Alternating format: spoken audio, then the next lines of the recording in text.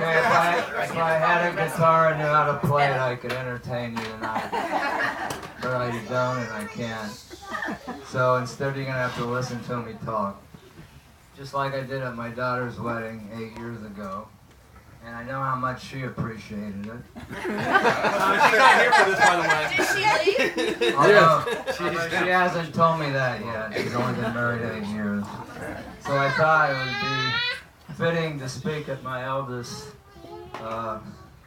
tonight, the eve of his wedding. But before I talk about what I wanted to talk about, I wanted to thank, as my wife did, the people responsible for putting this together. But I'd also like to include her, because even though she was geographically separated a ways from the action, she played an important role in coordinating things and making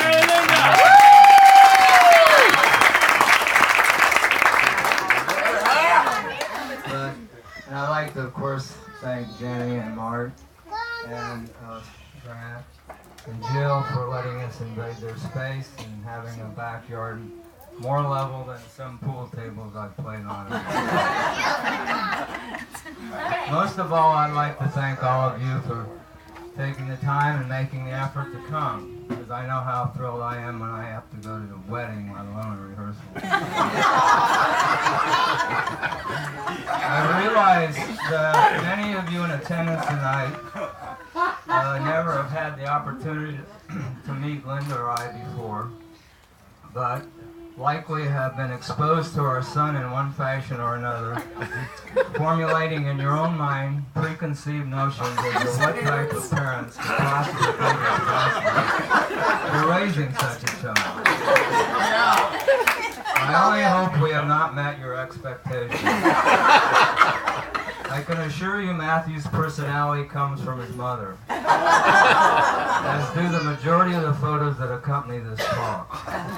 Certainly there were hundreds of pictures to choose from, as Linda truly did spend a good part of her early adulthood viewing the world through the eyepiece of a camera and video recorder.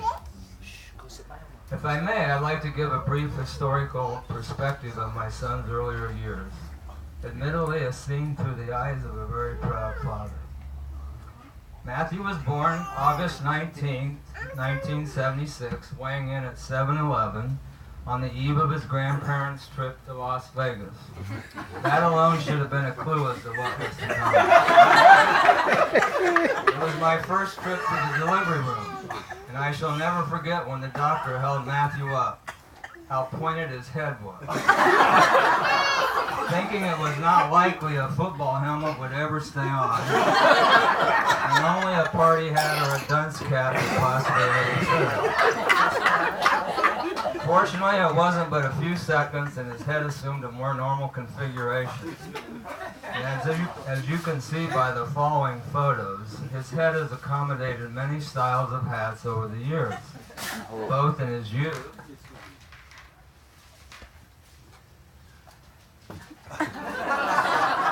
Nice. Started early. As well as an adult.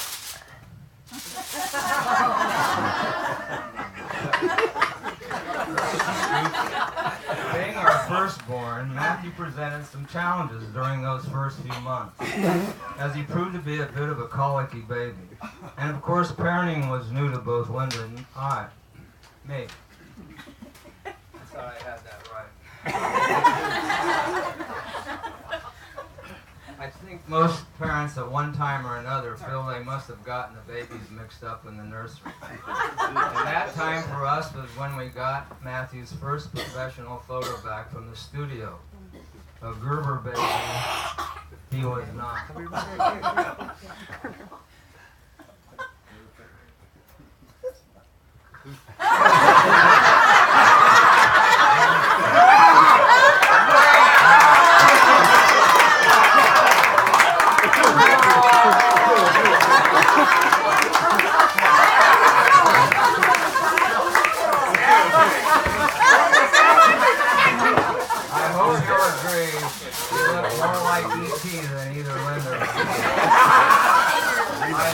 Started scanning the local papers its prior editions to see if some extraterrestrial being had been admitted to the hospital at the same time he was born, but could find nothing to confirm my suspicions. Fortunately for him and us, he began looking more like his mother with each passing month.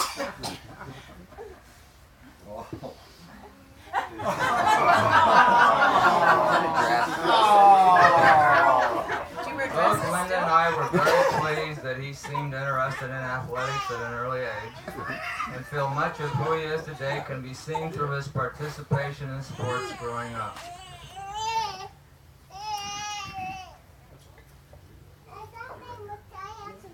Oh my gosh. Ultimately, he traded in his pacifier for a mouthpiece and became the starting quarterback for the varsity his senior year. Whatever his endeavor, his goal in each sport was always tempered by the awareness of his own limitations. This was perhaps most obvious in track, where in grade school and junior high, his goal was to come in second to last, not last. Yet he continued running long after his schooling ended, ultimately completing an Ironman just last year. Woo!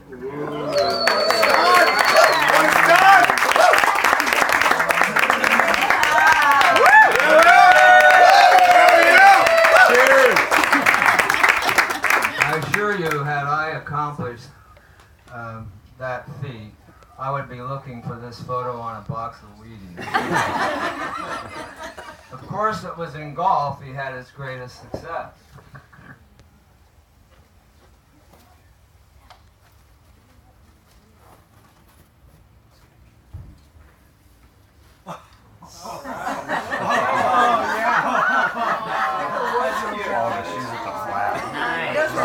That's a good one. Ultimately playing for the UNI Panthers in college. Accompanying his mother and grandpa to the course at an early age and ignoring all his dad's advice over the years provided Matthew with a good foundation for the game. With him ultimately playing under the tutelage of John Bermel. Despite dozens of golf photos to choose from, I couldn't resist showing this. No. A Drake University sports information release after Matthew had led UNI to their first victory in the Big Four tournament involving ISU, Drake, Iowa, and UNI, earning medalist honors in the 36-hole event by a whopping 9 strokes at 4 under and at Glen Oaks, and handily defeating Zach Johnson in the process.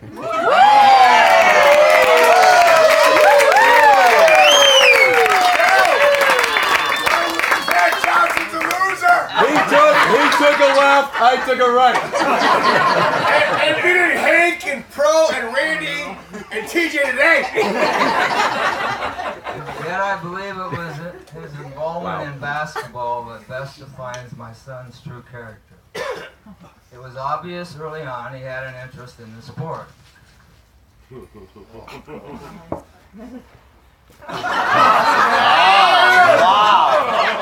the hair. But equally apparent, he lacked the speed and height to really excel. Toughness was another issue that seemed lacking, as I can still recall watching him sit on the end of the bench as far away from the coach as possible after getting a nosebleed during the first half of the junior high game, and spending the remainder of the game dabbing his nose with a Kleenex to see if it was still bleeding. While I can't remember what I said to him when we had our talk about the birds and the bees, I vividly recall the conversation in our basement after that game and how I told him if he didn't want to play the sport, not to go out, and his mother and I would still love him. Unfortunately, his lack of toughness was noticed by the varsity coach as well, who just happened to be a friend of mine. He candidly told me before Matthew got to high school that Matthew would likely never be able to play for him. Oh, was he ever wrong.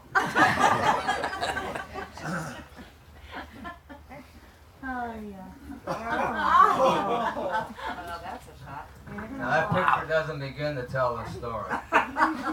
Due to dedication, hard work, sheer determination, and I like to think that talk the two of us had after his nosebleed, Matthew played with a vengeance his last 2 years of high school, starting every game and helping his team secure as many victories as he did floor burns. I dare say his willingness to work hard and desire to do the very best pretty much characterizes Matthew's approach to life in general, whether it be relating to his job at Sherwin-Williams, hosting his annual Classic fundraiser, or simply choosing to make Annie a soulmate for his life. Oh yes, Annie. I don't have many pictures. My first recollection of Annie was at a local golf tournament in Washington a number of years back. Ironically, she had some sort of funky hat on while she played. Not sure if it was the hat or her golf swing that proved most memorable at the time. I remember thinking what a nice gal she was and what a good catch she would make for my son. It appears destiny has made me a soothsayer.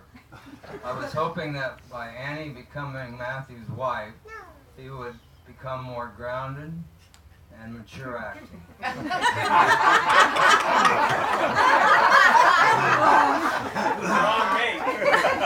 When I see a picture like this,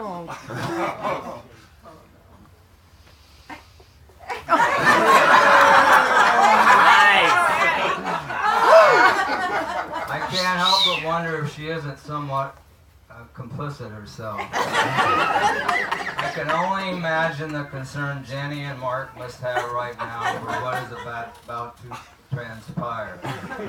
Particularly Mark. I mean, serious. Ever since Annie was a young girl, he's thought about and dreamt about walking her down the aisle. And now he's faced with the stark reality that tomorrow night, this is what will be waiting at the end.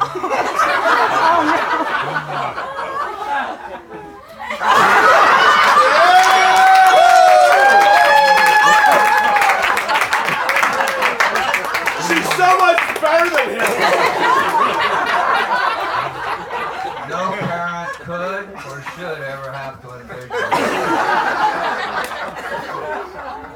As for Linda and me, we couldn't be happier. We have chosen a more ideal daughter-in-law if we tried. Annie has certainly already become an integral part of our family, subjecting herself to the daily barrage of texts on the family forum, enduring my attempts at trying to be humorous, surviving the somewhat overzealous greeting our 3 dogs give her every time she enters our house, and tolerating my constant complaining over the healthy meals she is always preparing when she comes to visit. Not to mention putting up with the antics of my son. As with yin and yang and Cheech and Chong, the names Annie and Matthew simply seem to go together, as they continue to complement each other's common interests and healthy lifestyles. Tomorrow begins a new chapter in Matthew's and Annie's life. Many more are likely to follow, with the storyline tied together by a common thread of unwavering love for each other, as well as a strong sense of family held by both. And while I'm sure their story will have a happy ending, I can only hope a new cast of characters will be introduced along the way.